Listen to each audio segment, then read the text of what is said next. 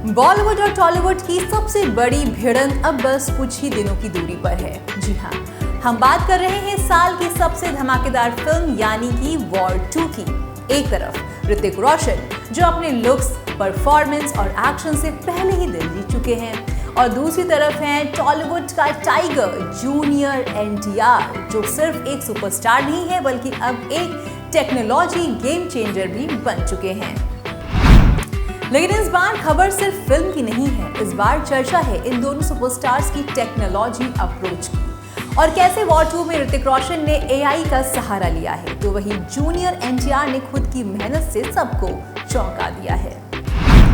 ऋतिक रोशन जो बॉलीवुड के उन सितारों में से हैं जिनकी डबिंग अक्सर चर्चाओं में रहती है, इस बार एआई टेक्नोलॉजी से अपनी तेलुगु डबिंग करवा रहे हैं। सुनकर हैरानी हुई होगी आपको। दरअसल YRF की टीम ने एक प्रोफेशनल तेलुगु डबिंग आर्टिस्ट की आवाज को रिकॉर्ड किया और फिर उसे एआई की मदद से ऋतिक के जैसे टोन और एक्सप्रेशंस में बदल दिया, यानी डबिंग आर्टिस्ट की आवाज लेकिन अंदाज ऋतिक का। इस टेक्नोलॉजी को देखकर लोग हैरान तो हैं, लेकिन ये सब सुनकर जूनियर एनटीआर के जवाब ने पूरी इंडस्ट्री को चौंका दिया है। जब सब एआई के पीछे भाग रहे हैं तो एनटीआर जूनियर ने टेक्नोलॉजी को साइड किया और खुद आगे आए। उन्होंने तेलुगु के साथ साथ हिंदी डबिंग भी खुद ही की है और यही नहीं रुके, उन्होंने तेलुगु डायलॉग्स की स्क्रिप्टिंग में भी एक्टिव रोल निभाया है। सोचिए, एक तरफ ऋतिक की डबिंग किसी और की आवाज में हो रही है जिसे एआई के जरिए उन्हें मैच किया जा रहा है, और दूसरी ओर जूनियर एनटीआर खुद अपनी आवाज, अपनी डायलॉग डिलीवरी, अपने इमोशन से फिल्म को और भी ज्यादा जीवंत बना रहे हैं।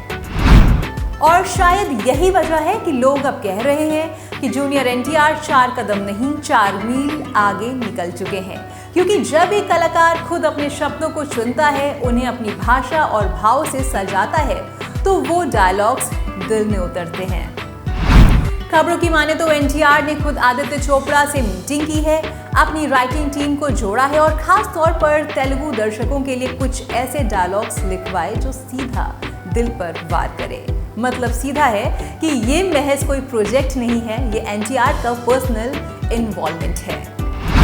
लेकिन बात यहीं खत्म नहीं होती। वॉर 2 का टीजर जब रिलीज हुआ था तो उसमें भी तेलुगु डबिंग में एआई तकनीक का इस्तेमाल हुआ था और फैंस ने उसे भरपूर सराहा, लेकिन तब तक किसी को पता नहीं था कि फिल्म में जूनियर एनटीआर का इतना गहरा इन्फ्लुएंस भी शामिल होगा।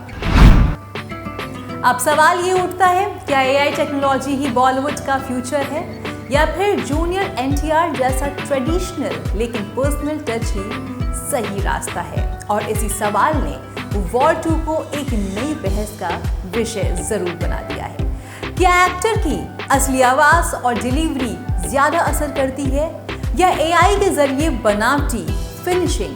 फैंस दो हिस्सों में अब बढ़ चुके हैं। जी हाँ, कुछ लोग ऋतिक के एआई इनोवेशन को सराह रहे हैं, तो वहीं कुछ ऐसे भी लोग हैं जो जूनियर एनटीआर की ईमानदारी को सलाम कर रहे हैं।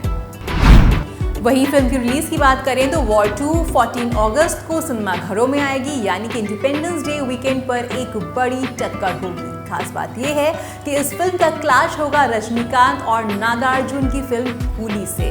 तो सोचिए कितनी जबरदस्त फाइट बॉक्स ऑफिस पर देखने को मिलेगी। तो आप कौन सी मूवी देखने जा रहे हैं, ये हमें कमेंट सेक्शन में जरूर बताइएगा। और हाँ, वॉर 2 में सिर्फ ऋतिक और एनटीआर ही नहीं बल्कि कियारा एडवाणी भी एक अहम भूमिका में यहाँ पर नजर आ रही हैं। वो इस फ्रेंचाइजी का एकदम नया चेहरा है और उनका एक्शन अवतार भी इस बार आप सबको चौंका सकता है। तो अब आप ही बताइए कि आप वॉर 2 के साथ हैं, कूली के साथ है, किस मूवी को देखेंगे और किस मूवी को प्यार आप सभी लोग देंगे, क्योंकि जिस मूवी को प्यार ऑडियंस देती है वही मूवी बॉक्स ऑफिस पर चमकती है, भले ही वो मूवी टेक्नोलॉजी से इंस्पायर्ड हो या फिर ना हो।